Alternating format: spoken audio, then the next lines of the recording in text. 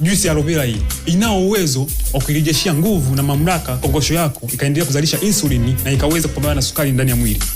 Licha ya hiyo, kuna watu ambao afya zao ni kama magari ya mkaa. Wiki hii mzima, wiki ijayo anaumwa. Wiki hii mzima, wiki ijayo anaumwa. Kwamba hii hadi kwanza sababisha mambo makubwa mawili. Cha kwanza ni kuzidi kwa sumu mwilini, cha pili kinga zao za mwili zinakuwa ni dhaifu. Sasa hii juisi ya aloe vera ina uwezo mkubwa sana kuzipa nguvu na kuzimarisha kinga zako za mwili. Kiasi kwamba kinga zako za mwili zitakuwa zina nguvu na zitakuwa zina uwezo wa kuweza kudhibiti magonjwa na kuweza kupata magonjwa mbalimbali haya ambayo yanasababishwa na baadhi ya vyakula au vinywaji au mazingira.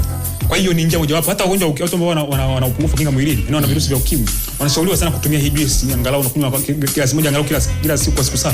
Inakusaidia kuboresha kinga za mwili na kuweza kurejeshea ile afya ambayo utakuwa umeipoteza kutokana na kushambuliwa na wale virus. Kwa hiyo ni njia mojawapo ambayo inatumika sana duniani ili kukabiliana na magonjwa ya ndani ya mwili lakini pia ya nje ya mwili.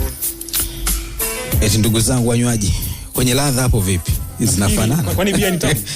Bia tamu wanasema hivyo. Hata Mario alisema. Bia chungu. Bia mimi si mnywaji. Bia ni chungu. Na aloe vera ni chungu. Na uchungu wa aloe vera ni mkubwa kuliko wa bia. Kwa hiyo maana aloe vera ni tamu kuliko bia kwa sababu ina uchungu zaidi kuliko bia. Asante. Mimi siweki jambo hapo. Basi sawa, bwana tuichukue hiyo pia kutoka kwa Dr. Grayson Babishomba ameweza kuitoa hapo kwa ni swala kuifanyia kazi tu. Lingine daktari ambao tuko nalo